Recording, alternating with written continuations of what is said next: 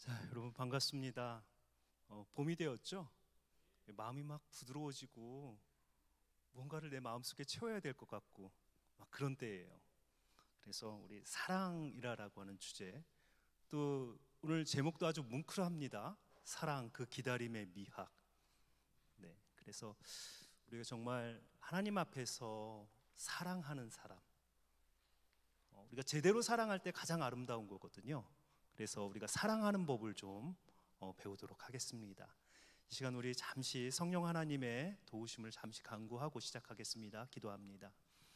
아버지, 이 시간 정말 주님께서 가장 소중하게 보시는 주의 청년들 이곳에 모여 하나님 앞에 우리의 삶을 내어놓고 가장 아름다운 모습으로 서기 원합니다.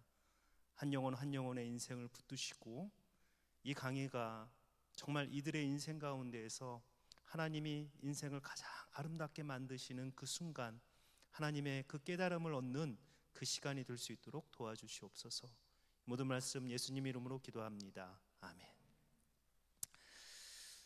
사랑이라고 하는 이 주제를 우리가 대할 때가 되면 하나님께서 사람을 왜 만드셨을까라고 하는 문제를 먼저 우리 살펴봐야 될 것 같아요. 결론을 말씀드리면 하나님은 우리를 사랑하기 위해서 만들었습니다. 그러니까 사랑은 어떤 면에서 보면 인간의 본능이에요. 그래서 하나님께서 우리의 마음이라고 하는 곳에 우리는 항상 무언가를 채우길 원합니다. 그런데 그곳에 담겨진 어떠한 것이 하나님이 원하시지 않는 것이 담겨졌을 때 우리의 인생은 정말 지저분한 인생이 돼요.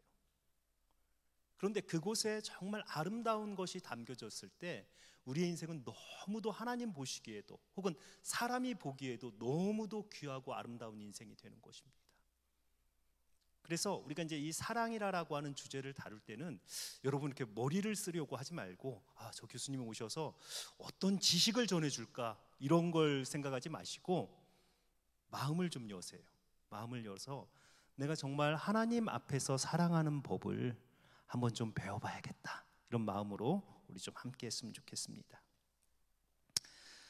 제가 여러분들에게 혼전 순결에 대해서 이야기를 하고 성적인 어떤 그런 순결에 대해서 이야기를 하면 여러분들은 벌써 저 아주 라떼를 이야기하는 분이 오셨구나, 그렇게 생각을 하실 것 같아요. 지금 시대가 어떤 시대인데 아직도 혼전 순결을 이야기를 하고 성의 어떤 순결을 이야기를 하고 있느냐라고 그렇게 이야기할 수도 있습니다. 제가 한번 굉장히 큰 충격을 받았던 것은 지방에 있는 한 교회에 집회를 갔습니다. 그래서 집회를 하는데 저녁 때 이제 며칠 집회를 하는데 저녁 때 저녁 식사에 초대를 받았어요. 그런데 이제 이 청년 그룹 리더의 집에 초청을 받았는데 형제가 가서 이렇게 식사를 하는데 분명히 싱글 형제인데 이렇게 자매의 흔적이 보이는 거예요, 집에. 그래서 여기 누나가 혹시 같이 사는가? 그랬었는데 그 청년회 부회장이 같이 산다고 그러더라고요. 그러니까 동거를 하고 있는 거예요. 교회 안에서 회장, 부회장으로 섬기면서 동거를 하고 있는 거예요. 그런데 전혀 그것이 문제가 없는 것으로 인식이 되어지고, 요즘 젊은 세대들에게 심지어는 부모님들도 살다가 헤어지는 것보다는 살기 전에, 헤어지기 전에 한번 살아봐라, 뭐 그렇게 이야기하는 세대가 됐으니까요. 그런데 이제 그러한 때 여러분들에게 성적인 어떤 순결에 대해서, 혼전 순결에 대해서 이야기하는 게 여러분들에게는 굉장히 시대에 뒤처졌다라고 생각하실 수 있어요. 그런데 여러분, 교회는 한 번도, 교회가 제대로 되었을 때는 한 번도 세상과 같이 간 적이 없습니다. 여러분들이 세상에서 들었던 이야기가 교회에서 들리기 시작하면 교회가 타락했구나, 이렇게 판단하시면 돼요. 세상의 길과 교회의 길은 처음부터 달랐어요. 지금 여러분들이 세상에서 혼전 순결이나 성적인 순결을 이야기를 하는 것이 세상에서 시대에 뒤처진다라고 생각을 해서 교회 안에 와서도 그렇게 생각을 하신다면 교회와 세상 혹은 여러분들 안에 하나님의 말씀을 받은 하나님의 백성으로 살겠다라고 하는 그 마음이 이미 없는 것입니다. 우리는 달라야 돼요. 분명하게 우리는 세상과 달라야 세상을 우리 안으로 끌어들여서 세상을 변화시키는 거예요. 자, 그러한 점에서 우리가 사랑이라고 하는 우리 인간의 가장 본성에 가까운 이 사랑의 이야기를 성경 안에서 좀 살펴봅시다. 제가 이렇게 결혼 특강 혹은 데이트, 성경적 데이트 이렇게 특강을 가면 아예 질문이 나오는 질문, 전형적 질문이 있습니다. 그래서 제가 뽑아와 봤어요. 결혼을 해야 됩니까? 결혼은 꼭 해야 돼요? 라고 하는 그 질문. 혼전순결에 관한 질문. 또 하나는 배우자를 어떻게, 나에게 맞는 배우자를 어떻게 알아볼 수 있습니까? 라고 하는 것. 그리고 또 하나는 이혼과 독신에 관한 문제. 이것도 굉장히 심각한 문제죠. 또 하나는 청년들답게 아주 실질적 고민, 성경적 스킨십은 어디까지 가능합니까? 라고 하는 이런 문제들입니다. 자, 제가 강의를 하면서 이 문제들에 대한 답을 좀 여러분들에게 드리도록 하겠습니다. 자, 가장 먼저 이제 중요한 것은 하나님께서 이 시대 혹은 여러분들의 삶을 보면서 가장 귀하게 보시는 것이 무엇일까라고 하는 거예요. 지금 청년의 때에 굉장히 괴롭죠. 취업의 문제, 또 직장의 문제, 또 관계의 여러 가지 문제들 참 힘든 줄 압니다. 그런데 하나님께서 바라보실 때 여러분들의 삶 가운데에서 가장 하나님의 마음이 아프실 때가 어떤 때일까요? 여러분들이 취업이 안 됐을 때, 혹은 친구와 다투었을 때, 어떤 관계가 무너졌을 때, 여러 상황 속에서 하나님은 여러분들의 부모님이시기 때문에 마음이 아프시죠. 그런데 한 사람의 인생을 보시고 하나님께서 가장 마음이 아프실 때는 여러분들의 가정이 파괴될 때입니다. 그 가정이라고 하는 이제 세워야 될 여러분들의 가정, 그리고 그 가정을 통해서 하나님께서 이루고자 하는 하나님의 정말 큰 뜻들이 무너질 때 하나님은 가장 가슴 아파하시는 거예요. 그리고 그 가정을 세워가는 그 과정에 지금 여러분들은 인생에서 가장 중요한 선택을 해야 되는 상황에 있습니다. 누구와 결혼을 할 것이냐? 아니면 누구와 사랑을 하고 어떠한 방식으로 사랑을 하고 언제 사랑을 하고 모든 것들이 여러분들의 인생에서 지금부터 내리는 모든 사랑에 관련된 결정은 여러분들의 인생의 가장 중요한 결정이 될 수 있습니다. 자, 그래서 누구라도 어떠한 길을 걸을 때는 지도를 봅니다. 그리고 그 지도를 따라갈 때 가장 안전하게 가는 거예요. 여러분들의 사랑의 길에 관한 지도도 성경에 있습니다. 그래서 저는 짧은 시간이지만 여러분들에게 가장 맞는 배우자를 찾는 방법, 그리고 그 배우자를 찾았다면 나는 어떠한 모습으로 그 배우자와 연합을 이루고 아름다운 가정을 이룰 것인가 라고 하는 그 문제를 좀 한번 살펴보도록 하겠습니다. 가장 먼저 이제 정의하고 가는 것은 여러분들이 누군가를 만난다라고 하는, 나의 배우자를 만난다라고 했을 때 많은 사람들은 우연이라고 이야기할 수도 있고 어떤 사람은 운명이라고 이야기할 수도 있습니다. 그런데 우리는 나의 배우자를 만날 때 어떠한 마음으로 만나냐면 하나님의 주권이다. 성경은 이미 여러분들이 어머니의 뱃속에 있을 때부터 혹은 여러분들이 태어나기 전부터 하나님께서 여러분들을 향한 하나님의 놀라운 계획을 가지고 계셨다라고 성경은 계속 말씀하세요. 그런데 그 놀라운 계획 안에는 어떤 것이 포함되어 있냐면 여러분들의 인생의 가장 중요한 결혼도 포함되어 있습니다. 자, 학자들마다 하나님이 나의 배우자를 정해놨습니까? 라고 하는 그것에 관한 논쟁이 다릅니다. 저는 개인적으로 하나님께서 우리의 인생 가운데에서 우리를 만드실 때 우리에게 가장 적합한 배우자도 하나님은 정해놓으셨다라고 생각합니다. 왜냐하면 하나님의 창조의 방식이, 그리고 남자와 여자를 만들었을 때 하나님은 이미 한 사람을 독립된 하나의 존재로 만드신 것이 아니고 남자와 여자가 연합할 때 하나님께서 보시기에 가장 합당한 하나님의 형상이 되게 만드셨어요. 그렇기 때문에 하나님께서 사람을 만드실 때는 세트로 만드셨을 가능성이 제가 볼 때는 훨씬 큽니다. 자, 그러면 우리에게 주어진 사명은 뭐냐면 믿음의 눈으로 하나님께서 우리로 하여금 바라보시게 하는 그 믿음의 눈으로 하나님의 사람을 볼 수 있는 거예요. 그것이 하나님께서 우리의 인생 가운데서 허락하신 배우자를 찾는 가장 중요한 길입니다. 자, 그래서 우리가 좀 하나하나씩 좀 풀어가 봅시다. 어디서부터 풀어야 되냐면 나는 누구인가라고 하는 이야기. 여러분들이 누군가와 결혼을 하려고 할 때 혹은 어떠한 사람을 만날 때 가장 먼저 살펴봐야 될 것은 여러분들 자신이죠. 그래서 나는 누구인가라고 하는 그 이야기부터 하겠습니다. 하나님께서 사람을 만드실 때 하나님의 모든 창조에는 목적이 있습니다. 하나님께서 사람을 그냥 만드신 것이 아니고 분명한 목적을 가지고 만드셨는데 그 목적을 창세기 1장 26절은 뭐라고 이야기하냐면 우리가 사람을 만들고 그 사람들로 하여금 하나님의 형상이 되게 하고 하나님의 모양이 되게 하자라고 말씀합니다. 자, 형상과 모양이라고 하는 이 두 가지 단어가 굉장히 중요한 단어예요. 왜냐하면 우리가 왜 살아야 되는지를 우리는 그 구절에서 발견합니다.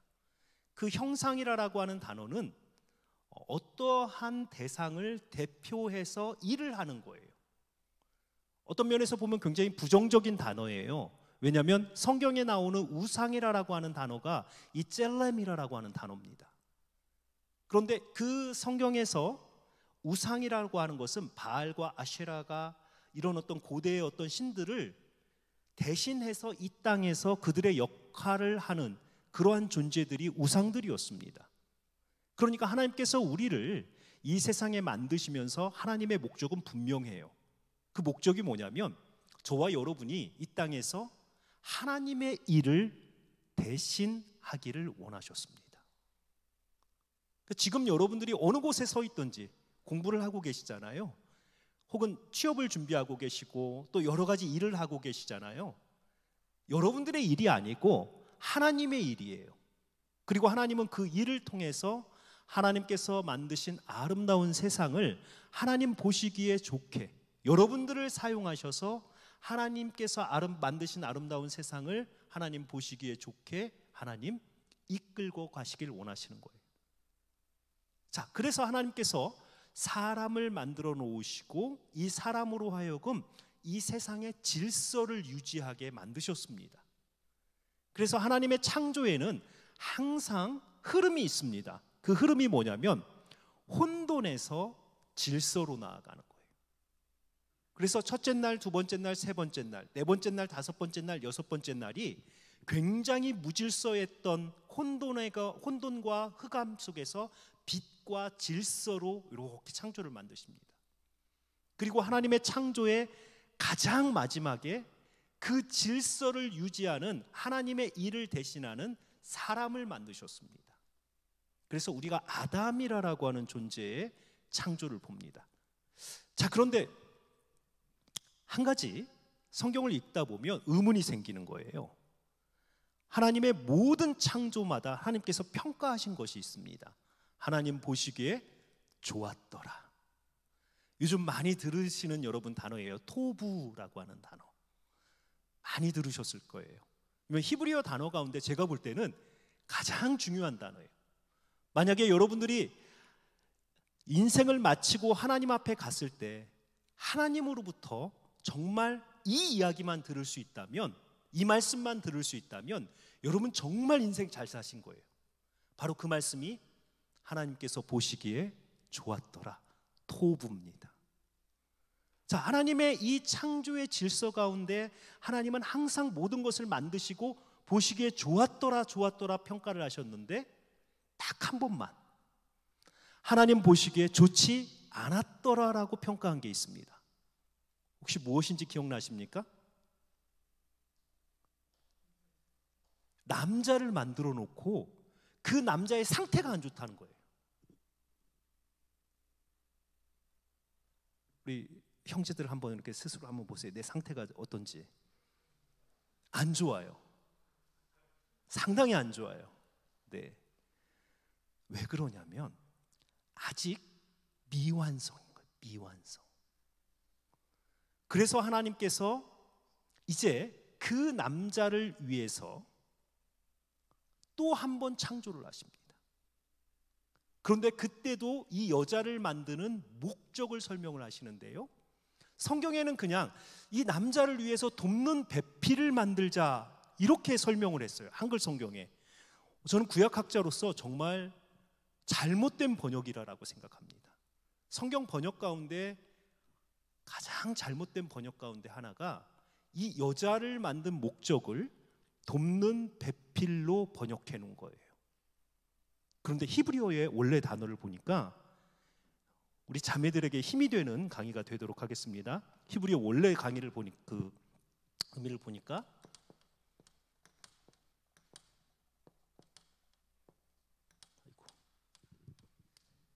자, 어차피 여러분들 못 읽으시니까 제가 그냥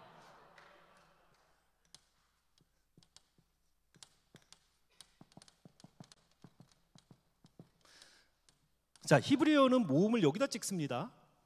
이건 자음이고요. 에체르 크 네게도 이렇게 읽어요.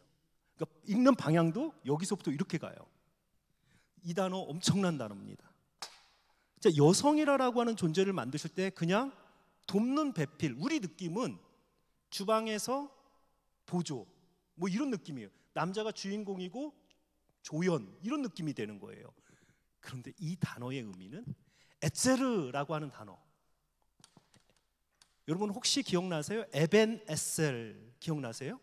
에벤은 돌이라는 뜻이고 에셀이 바로 이 단어입니다. 하나님께서 여기까지 도우셨다.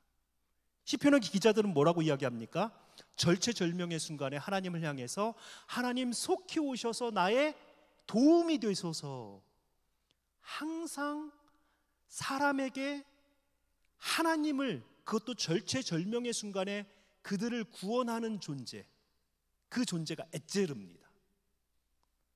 단순한 헬퍼가 아니고 신처럼, 창조주처럼 나를 와서 돕는 어떤 그런 대상으로서 여성을 남성에게 보내셨다는 거예요. 자, 존재론적으로 보면 우리 자매들이 형제들보다 재료도 훨씬 좋아요. 우리 남자들은 뭘로 만들었어요? 흙으로 만들었다고 그러고요. 자매들은 뼈와 살 차이 있잖아요. 벌써 재료가 차이가 나잖아요. 저희 둘째가 미용에 엄청 관심이 많아요. 그래서 이제 제가 이렇게 강의를 하고 다니면 이 친구가 뭐 유튜브나 이런 데서 보고 나서 속이 상한 거예요. 아빠 얼굴이 왜 그렇게 생겼어? 그리고 이제 일주일 동안 어느 날에는 일주일 동안 자기가 케어를 해주겠다는 거예요. 그래서 온갖 팩을 다 붙여놓더라고요. 그런데 일주일이 지나고 나서 이 아이가 그냥 아빠는 별로 효력이 없어. 그래서 제가 그랬어요. 이건 하나님이 만드신 재료가 달라서 그래. 너희들이 하루만 붙여도 금방 예쁜 자매들은 금방 이 피부가 살아나는데 우리는 본래 흙이야. 그러니까 여러분, 남자와 여자 사이에서 보면 여성들이요 사실은 훨씬 뛰어나요. 생각해 보세요. 여러분들이 막 어려운 상황에 있는데 여러분들보다 더 힘든 친구가 와서 걱정하지 마, 앞으로 돈 걱정하지 마, 내가 너 다 도와줄게. 그런데 그 친구는 밥 사 먹을 돈이 없는 친구가 막 그렇게 와서 이야기하면 위로가 돼요? 더 걱정이 되죠. 그렇죠? 그런데 정말 능력이 많은 그 친척이나 부모님, 너 앞으로 걱정하지 마, 내가 도와줄게. 그러면 어떻게 돼요? 위로가 되는 거죠. 하나님께서 여자를 남자에게 보낼 때 남자보다 못한데 가서 남자를 도와주라고 보내겠어요? 아니죠. 자, 그러니까 우리가 가지고 있었던 개념이 사실은 남성 우월주의의 어떤 이런 개념이 창조에는 맞지 않아요. 역할로는 하나님께서 남자를 먼저 세우셨기 때문에 남자가 어떤 가정의 가장으로서 가지만 실질적으로 이 여성의 역할은 남자로 하여금 움직이게 만들고 방향을 결정하고 무엇을 해야 되는지를 이 여성으로 하여금 깨닫게 하는 거예요. 마치 하나님께서 하나님의 백성에게 방향을 정해주시고 그 백성이 달려가는 것처럼. 자, 그래서 에제르는 돕는 자인데 그냥 돕는 자가 아니고 하나님처럼. 그리고 이 커라고 하는 것은 전치사입니다. as like, 뭐뭐처럼. 네게드는 정반대의, opposite 이런 뜻이죠. 그 다음에 마지막에 오는 그의. 자, 정리를 해보면 하나님께서 여자를 만드시면서 어떻게 만드셨냐면 남자와 정반대로 생각하고 느끼고 반응하고 몸의 모양도 정반대로 그렇게 만드셔서 하나님처럼 그 남자를 도울 수 있는 그러한 존재로 만드셨어요. 그러니까 여러분, 데이트를 하면서 혹은 나중에 결혼을 하면서 느끼는 가장 큰 놀라운 발견은 뭐냐면 이렇게 생긴 인류가 있구나. 처음에는 그냥 우리는 취미도 같고 우리는 무언가 같이 이렇게 생각하는 게 많다라고 했는데 같이 살아보시면요, 이런 인류가 있구나라고 느끼실 정도로 너무 달라요. 그리고 그 다름에 사실은 굉장히 충격을 받고 불편해하는 거예요. 그리고 오빠 어떻게 나한테 그럴 수 있어? 너 나한테 어떻게 그럴 수 있어? 이런 서로 충격을 받는 그 관계가 상당 동안 갑니다. 그런데 그건 하나님의 창조의 목적이 반영된 거예요. 걱정하지 마십시오. 왜냐하면 서로 다르게 만드셔서 그 다름을 통해서 서로의 부족함을 채워주고자 하는 하나님의 놀라운 창조의 목적이 있었던 거예요. 만약에 남자가 온전했다면 여성의 필요성을 느끼지 못했을 것입니다. 여성도 마찬가지예요. 여성이 존재로서 온전하다면 남성의 필요성을 느끼지 못할 거예요. 그러나 하나님께서는 남자와 여자를 조금씩 부족하게 만드셔서 이 둘이 연합하여 결국은 한 몸을 이루게 하셨습니다. 자, 이것이 결혼의 놀라운 비밀이에요. 그러니까 어떤 면에서 보았을 때 이제 여기서 굉장히 중요한 원리가 나옵니다. 어떤 원리냐면 하나님께서 여러분들을 누군가를 만나서 사랑하게 하신 목적이 무엇이냐라는 거예요. 제가 두란노에 있는 결혼 예비학교에 가서 그 첫 강의를 합니다.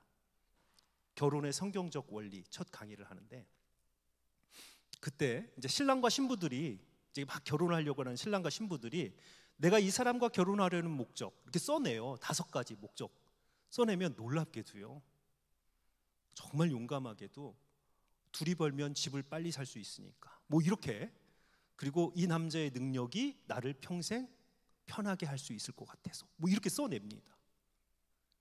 그러니까 뭔가 결혼을 하는 목적이 뭐냐면 남성 같은 경우는 내가 이 여자하고 살면 뭔가 예쁜 여자 혹은 편안한 여자 이렇게 되는 거고, 여성 같은 경우는 이 남자의 능력 안에 내가 살아가면 일평생 고생 안 하고 살겠다.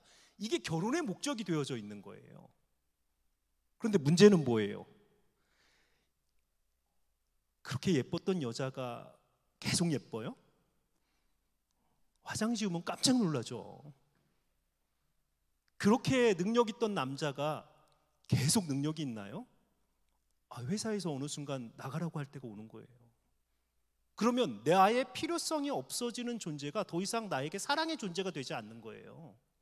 자, 그러니까 방향 자체가 잘못된 게, 결혼을 하는 목적 자체가 처음부터 잘못된 거예요. 왜냐하면 상대가 가지고 있는 것을, 그 여인이 가지고 있는 아름다움을 혹은 그 매력을 혹은 그 남자가 가지고 있는 능력을 내가 뜯어먹고 살겠다라는 거예요. 그런데 내가 더 이상 그 존재가 필요가 없어질 때는 내 마음에서 더 이상 사랑하지 않고 의리로 살고 정으로 살다가 정 떨어지면 헤어지는 거예요. 처음부터 결혼을 할 때 여러분, 자, 배우자 선택 어떻게 해야 됩니까? 말씀드립니다. 어쩌면 여러분 인생에서 가장 중요한 지금 강의를 하고 있습니다.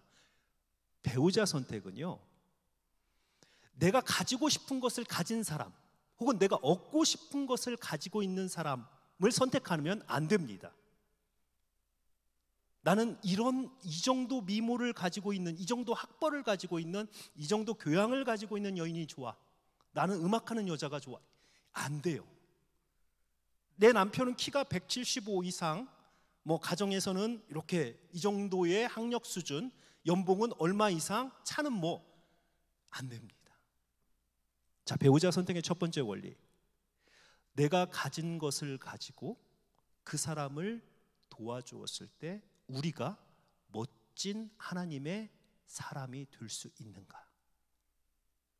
사랑은 처음부터 하나님께서 우리에게 사랑이라고 하는 그 마음에 담을 그릇을 주시면서 사랑은 처음부터 어떤 원리로 주어지게 됐냐면 사랑은 받는 것이 아니고 처음부터 사랑은 주는 것으로. 그리고 놀랍게도 내가 누군가를 향해서 사랑을 줄 때 내 안에서 사랑이 고갈되는 것이 아니고 사랑이 더 풍성해집니다. 이건 비밀이에요. 이건 해본 사람만이 알아요. 컵에다가 2잔의 물을 놓고 목마른 사람 둘을 딱 놨습니다. 그런데 한 사람이 와서 다른 사람의 있는 잔에 컵을 내 잔에다 쏟아 붓는 거예요. 왜냐하면 자기가 조금이라도 더 마시려고. 그런데 뺏긴 사람 입장에서 보니까 억울해요. 그리고 다시 이 가득 찬 잔을 자기에게 부었어요. 서로 물을 뺐다 보니까 나중에는 물이 다 흘렀어요. 이게 지금 세상에서 가르치는 사랑이에요. 내가 원하는 것을 가진 사람의 것을 내가 얻어서 그 사람이 가지고 있는 능력과 그 사람이 가지고 있는 미모와 그 사람이 가지고 있는 무언가에 기대고 살고 싶다라고 하는 이러한 결혼이 바로 물잔에 물을 쏟는 결혼입니다. 그러나 성경에서 가르치는 결혼은 내 잔이 반절이 있고 상대의 잔이 반절이 있을 때 내 잔의 물을 상대의 잔에 부어주는 거예요. 그러면 놀랍게도 그 상대의 잔이 넘쳐서 내 잔을 다시 채워줍니다. 이것이 사랑입니다. 자, 그래서 배우자를 선택을 할 때 가장 실질적인 방법, 내 눈에 어른거리는 사람이 있습니다. 전혀 모르는 사람, 한 번도 안 본 사람, 그렇게 결혼할 확률은, 제가 학교에 있다 보니까 여러분 이 연애 상담을 얼마나 많이 받겠어요. 그런데 이 결혼한 케이스들을 쭉 보면 한 번도 안 본 사람하고 갑자기 만나서 결혼하는 케이스는 거의 없어요. 그러니까 하나님께서 우리 주위에 누군가가 자꾸 돌아다니게 하는 거예요. 그리고 어떠한 사람이 내 눈에 자꾸 띄는데 그 순간에 내가 무엇을 바라보냐면, 저 사람 키가 좀 작은데, 직장이 있어? 얼굴이 좀, 이렇게 바라보기 시작하면 여러분들은 하나님의 사람을 놓칠 가능성이 굉장히 큽니다. 그런데 이제 내 주위에 어떤 하나님께서 어떠한 사람을 자꾸 눈에 들게 하시는데, 이런 사람 있죠. 사람이 조금 부족해 보여. 그리고 뭔가 좀 엉성해 보여요. 그런데 그 마음의 느낌에 내가 저 사람 조금만 도와주면 저 사람이 일을 잘하겠는데, 이런 사람, 조금 부족해 보이는데 그 부족함이 전혀 싫지는 않고 정 떨어지는 사람은 아니에요. 진짜 처음부터 봤는데 부족하고 정까지 떨어지는 사람은 아니에요. 아닐 가능성이 큽니다. 그런데 약간 그 사람이 뭔가 가지고 있어서가 아니고 약간 없어서 관심 있는 사람 있잖아요. 약간 좀 부족해 보이는데 마음이 자꾸 가는 사람. 그리고 내가 그 사람한테 들어가서 뭔가 좀 해주면 그 사람이 뭔가를 잘할 것 같아. 우리가 팀이 되면 잘할 것 같아.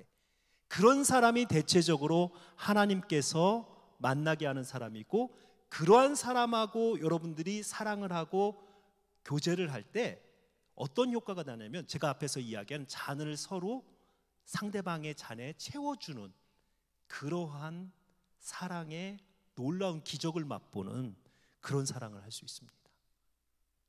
그래서 우리 형제들 1순위 있잖아요. 1순위. 우리 신부감으로 여자친구로 생각하는 1순위 있잖아요. 그거부터 좀 지워버리세요. 예쁜 여자, 이거. 그건 뭐 인류의 1순위, 남성들의 결혼 대상의 1순위, 예쁜 여자라는 거예요. 그런데 그 예쁜이라고 하는 그 기준 자체가, 이건 모든 사람이 보았을 때 이쁜 여자는 여러분들의 여자가 아닐 가능성이 큽니다. 한 사람에게만 예쁜 여자. 예쁜 여자를 하는 게 뭐 선택을 할 때 했을 때 등급을 정해놓고 뭐 김태희급 뭐 이렇게 쭉 정해놓는 게 아니고, 다른 사람이 뭐라고 하든 나는 저 사람을 보면 정말 너무 아름답게 보이는 여인이 있어요. 그래서 이 성경적 미는 어떤 면에서 보면 절대적으로 등급을 정해서 A등급, B등급, C등급 이게 아니고, 성경에서 미, 아름답다라고 하는 것은 상대적이에요. 다른 사람이 다 뭐라고 해도 내 눈에 너무 아름답게 보이는 사람, 그런 사람이, 여러분들이, 우리 형제들은 그런 자매를 찾아야 돼요. 그래서 절대적 기준 안에서 자매를 보지 마시고 하나님 앞에 기도를 하면서 어떤 자매들을 놓고, 하나님 정말 내가 저 여인의 하나님께서 주신 아름다움을, 외적인 아름다움뿐만 아니고 내적인 아름다움부터 시작해서 마음의 아름다움, 이런 모든 것들을 바라보고 상대를 우리가 결정을 해야 되고요. 우리 자매들은 우리 형제들이 조금 능력이 없어도 괜찮아요. 여러분들에게 능력 주셨잖아요. 그렇죠? 여러분들이 채워주면 돼요. 그래서 이런 사람들이 있잖아요. 형제가 다 괜찮아, 다 괜찮은데 정리가 안 되는 친구들 있잖아요. 우리 형제들 보면 정리가 안 되는 친구들, 그런 친구들을 보시면 여러분, 내가 가서 정리해주면 저 사람 참 깔끔한 사람 되겠다, 뭐 이런 마음이 들 때, 그때 하나님께서 조금 여러분들 사람을 보이시는 거예요. 그러니까 뭔가 그가 가지고 있어서 매력적인 것이 아니고, 오히려 내가 가지고 있는 것을 나누어 줄 만한 상대를 여러분 고르셔야 된다는 거예요. 그래서 배우자 선택에, 이런 배우자 선택은 여러분 거의 실패하지 않습니다. 왜냐하면 처음부터 뭘 결정했기 때문에, 뭘 결심했기 때문에, 내가 저 사람의 부족함을 채워주리라. 살다 보면 부족한 게 계속 나오죠. 그래도 하나님께서 내가 채워줌으로써 나를 하나님께서 다시 채워주세요. 그래서 그게 오히려 나누어 주는 것이 나로 하여금 행복하게 만드는 거예요. 이런 결혼이 서로가 서로를 돕는 결혼이 되는 것입니다. 자, 그 원리가 어디서 나오냐면, 하나님께서 사람을 만드셨을 때 처음에 남자의 이름을 만들었을 때 아담이라고 그랬거든요. 그런데 나중에 보니까 이 아담이라고 하는 존재를, 여자를 만들어 놓고는 이쉬라고 부르십니다. 그래서 이쉬라고 하는 것은 남자라고 하는 이름인데요, 성경에서 남자라고 하는 이름인데, 이게 이쉬라고 읽습니다.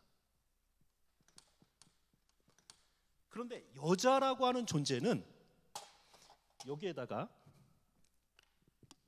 히브리어에 이게 전치사거든요. 아라고 읽습니다. 아.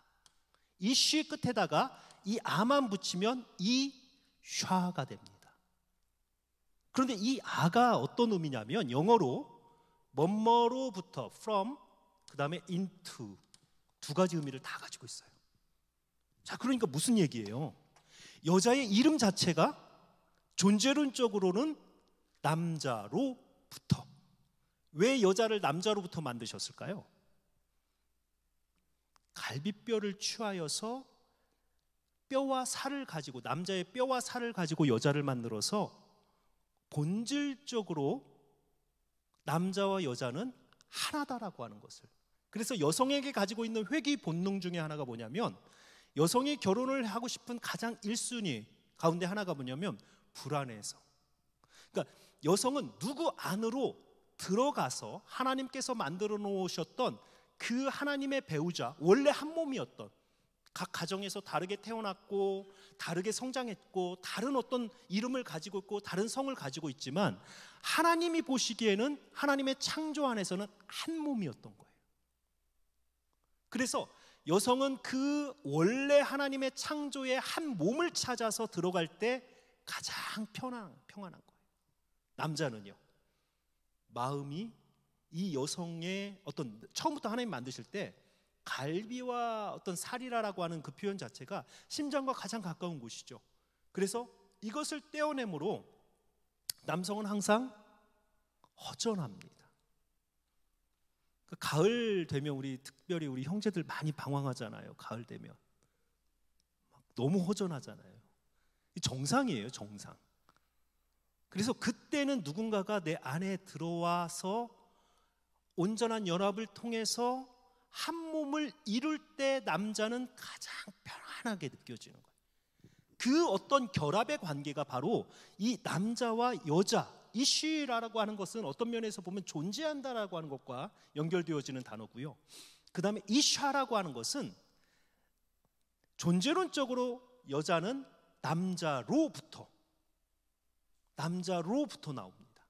여자 이름 이샤가 그냥 남자로부터예요. 그래서 성경에 보니까 남자로부터 나왔으니 여자니라. 한글 성경에서는 여자의 어디 남자로부터라는 뜻이 있나? 히브리 성경에서 이게 너무 정확한 뜻이에요. 남자로부터.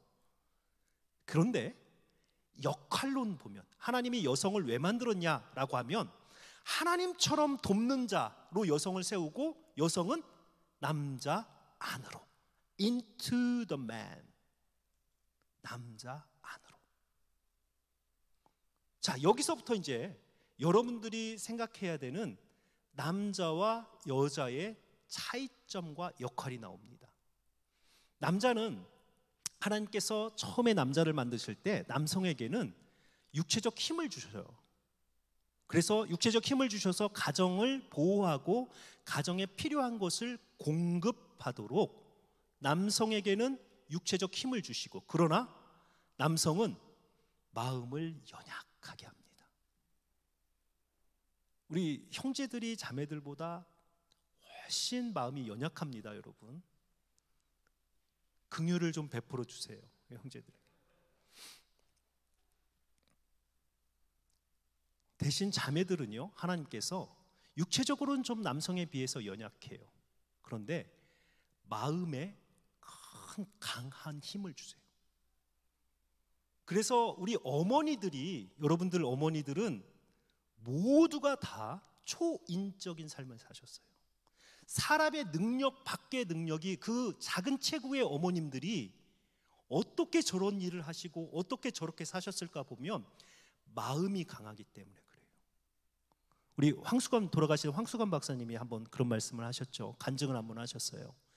이북에서 이렇게 피난민을 내려오는데 비행기가 그 뚝방길을 쭉 그 피난민들이 내려오는데 비행기가 그 피난민들을 향해서 저 뒤에서부터 기관총을 다다다다다 쏘는 거예요. 그러니까 피난민들이 뒤를 돌아보면 빗발치듯 총알이 막 강둑으로, 그 사람들이 걸어오는 그 강둑으로 총알이 빗발치듯 쏟아지는 거예요. 그 순간에 황수관 그 박사님 아버지는 빛의 속도로 혼자 그 뚝방 밑에 논두덩이에 가서 혼자 딱 점프해가지고 엎드리셨대요. 그런데 어머니는 자식 5을 품에 안고, 그 어린 자식들이 못 뛰니까 품에 안고 내 품 안에다가 내가 내 등에 총알이 박혀도 자식을 살리겠다라고 그 짧은 순간에 주저함 없이 자식을 품어 안는 거예요. 이게 어머니들의 힘이에요. 마음의 강함, 힘. 그러니까 하나님께서는 이 여성에게는 초인적인 힘을 주시는 거예요. 마음을 강한 그 힘을 가지고.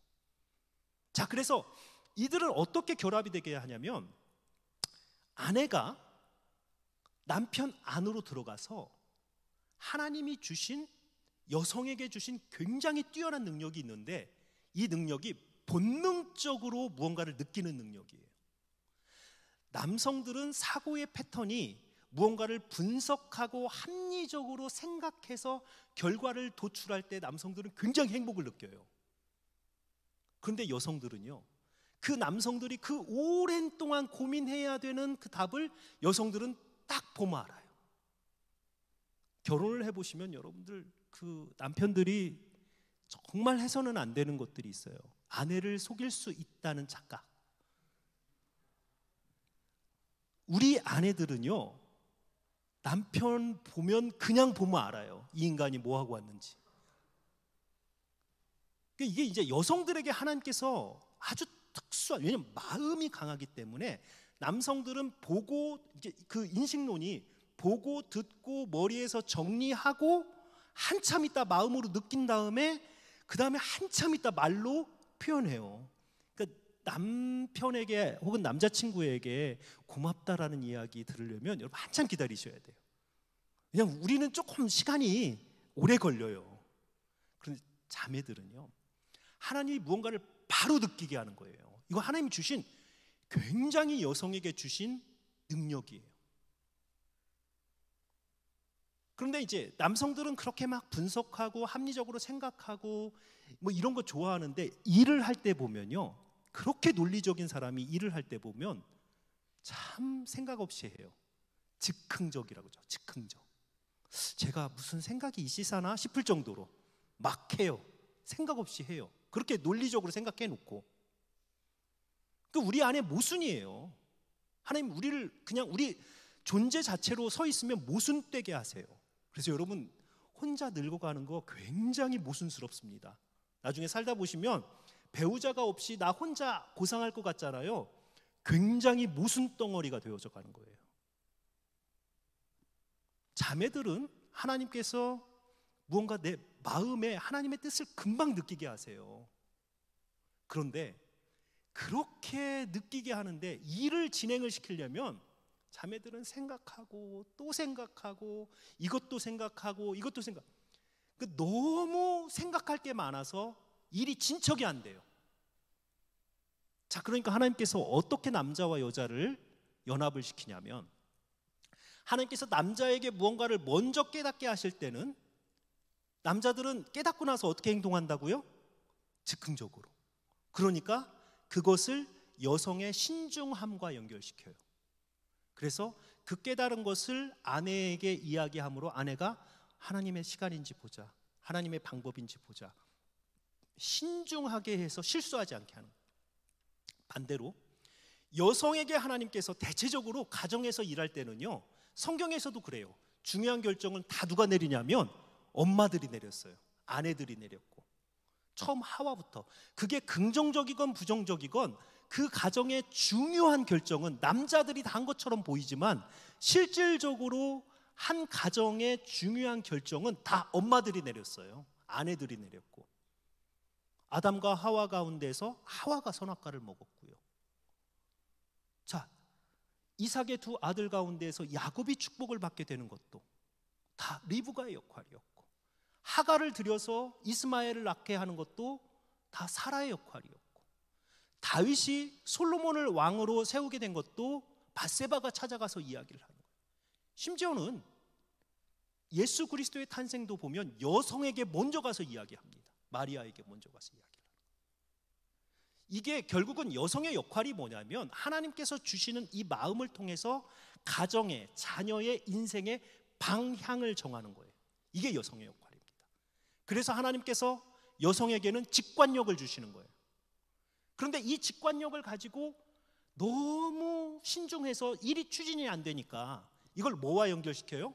남성의 즉흥력은 긍정적으로 사용되면 추진력입니다.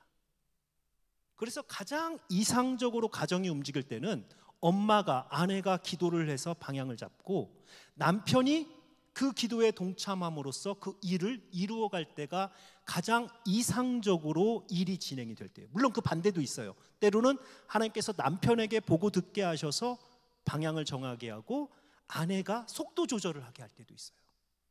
이게 놀라운 연합이에요. 마치 삼위일체 하나님께서, 성부, 성자, 성령이 하나님께서 어떻게 세 분이 한 분이지? 이거와 동일한 것이 우리 결혼이에요. 어떻게 남자와 여자가 저렇게 다른데 어떻게 한 몸을 이루고 어떻게 행복하다라고 느낄 수 있지? 저렇게 두 다른 사람이? 그런데 놀랍게도요, 그 다름이 어긋남이 되지 않고 어울림이 되도록 하는 것이 결혼의 비밀입니다. 자, 결혼 왜 해야 됩니까? 하나님께서 이 연합을 통해서 궁극적으로 이루고자 하는 이유는 뭐냐면, 목적은 뭐냐면, 여러분들이 이 땅에서 가정을 이루면서 여러분들 세대에 하나님 앞에서 온전한 삶, 모순되지 않고 불완전한 삶으로 살지 않고 온전한 삶을 사는 그 하나님의 창조의 목적을 이루어 드릴 뿐만 아니고, 여러분들의 연합을 통해서 하나님이 원하시는 건 뭐냐면 다음 세대에 하나님의 형상들이 나오는 거예요. 그리고 그 형상들의 모습은 여러분들의 삶이 그 자녀들, 다음 세대의 그 자녀들의 삶에 그대로 투영이 됩니다. 그러니까 내가 하나님 앞에서 제대로 살지 못하면, 하나님의 형상으로 내가 제대로 살지 못하면, 여러분들은 내 인생만 가지고 하나님 앞에 가서 책망을 받는 것이 아니고 여러분들을 통해서 만들어진 그 다음 세대의 여러분들의 자녀들의 하나님의 형상의 문제도 결국 부모로서 하나님 앞에 여러분들이 칭찬을 받든지 책망을 받든지 해야 되는 거예요. 그래서 여러분들이 왜 결혼을 해야 됩니까? 라고 하는 것은 하나님의 창조 사명을 이루기 위해서입니다. 하나님은 사람을 만들어 놓으시고 그 사람들로 하여금 온 세상을 가득 메워 충만하여 다스리고 섬기라라고 사람을 만드셨는데요, 이건 하나님의 한 남자와 한 여자의 온전한 결합을 통해서 그 다음 세대의 자녀를 낳는 것은 원래 하나님이 하셔야 될 일이에요. 사람을 하나님이 만드셨잖아요. 그러니까 여러분들이 하나님 앞에서 가장 존재론적으로 아름답게 쓰임을 받을 때는 언제냐면, 여러분들이 결혼을 하여서 자녀를 낳을 때 하나님께서 여러분들을, 제가 볼 때는 가장 칭찬하시는 순간이에요. 왜냐하면 여러분들의 존재가 하나님 앞에서 가장 제대로 쓰임받은 순간이 여러분들이 결혼을 하여서 그 다음 세대를 낳는 순간이에요. 하나님의 창조 사역에 여러분들을 초청하신 것입니다. 하나님과 가장 가까운 상태로 여러분들이 하나님의 창조 사역에 참여하는 것이 결혼을 통해서 자녀를 낳는 거예요. 동성애가 왜 문제입니까?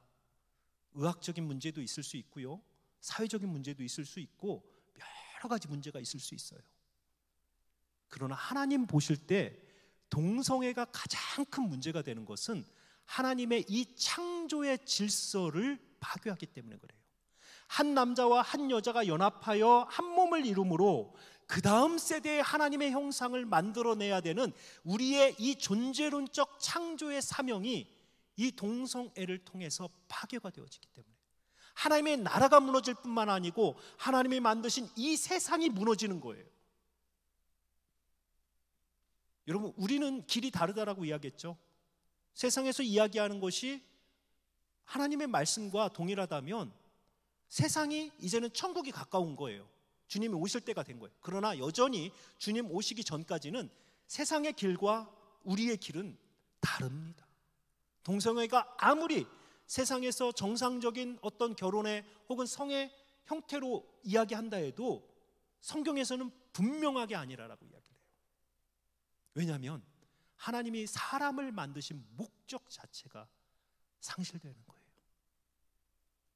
자, 우리가 결혼이라고 하는 이러한 어떤 그 관계를 통해서 이제 여러분들은 우리가 결혼을 해야 되는 이유가 뭐냐라고 사람들이 묻는다면, 여러분 좋은 사람 되기 위해서 그래요. 하나님 보시기에 좋은 사람 되기 위해서 여러분들은 하나님 앞에서 결혼을 놓고 기도하셔야 돼요. 언제부터 기도하셔야 될까요? 지금부터. 여러분들의 기도의 제목은 이거이셔야 돼요. 하나님, 키 175 이상의 7천 연봉 이거 아니고 하나님의 사람이 내 앞에 지나갈 때 그 사람을 나의 육신의 눈으로 놓치지 않게 하시고 하나님의 눈으로 바라보게 하소서. 나에게 맞는 기준에 하나님의 사람이 맞지 않는다고 해서 그 사람을 놓치지 않고 하나님께서 정말 내 인생 가운데에서 우리의 연합을 위해서 하나님께서 만드신 사람이라면 그 사람의 부족함을 보고 오히려 내가 그것을 채워주고자 하는 그 마음을 주시고, 그래서 내가 누군가를 뜯어먹기 위해서 하는 결혼이 아니라 사랑을 주기 위해서 하는 결혼, 그러한 결혼을 내가 준비하게 하소서. 이런 기도를 하셔야 돼요. 자, 이렇게 하나님 앞에서 온전한 결혼 생활을 하기 위해서 이제 마지막으로 두 가지만 제가 말씀드리겠습니다. 하나는 여러분 예비함입니다. 하나님께서 바라보시는 그 온전한 결혼을 하기 위해서는 예비함, 여러분들이 잘 준비가 되셔야 돼요. 내가 하나님의 사람으로서, 아내로서, 남편으로서 하나님 앞에서 잘 준비된 사람인가? 라고 하는 이야기. 이 준비함에는 두 가지가 있을 거예요. 여러 가지 나의 성품이나 이런 것들도 있겠지만 저는 성적인 순결이라고 하는 것이 굉장히 중요하다고 생각해요. 그러나 제가 이제 청소년 집회를 갔다 오면 저녁이 되면 아이들이 굉장히 힘들어합니다. 그 이유 중에 하나가 이미 여러 가지 어떤 일들로 인해서 성적인 어떤 그 실수를 한 친구들이 굉장히 죄책감을 겪게 되는 거예요. 성경에 보니까요, 하나님께서 두 가지의 길을 우리에게 주셨어요. 하나는 성결하라라고 하는 거예요. 하나님께서 명령하신 것을 잘 지켜서 하나님 앞에 나아가는 그 성결함이에요. 하나님 정말 귀하게 보시는 겁니다. 그런데 또 하나의 원리는 정결하라라고 이야기해요. 정결이라는 건 뭐냐면 내가 어떠한 일로 내 몸이, 내 마음이 더럽혀졌어요. 그러면 하나님 앞에 갈 때 그 더러워진 부분을 하나님 앞에 내어놓고 회개하고 씻고 가는 거예요. 이 두 가지는 하나님 앞에 설 때 동일합니다.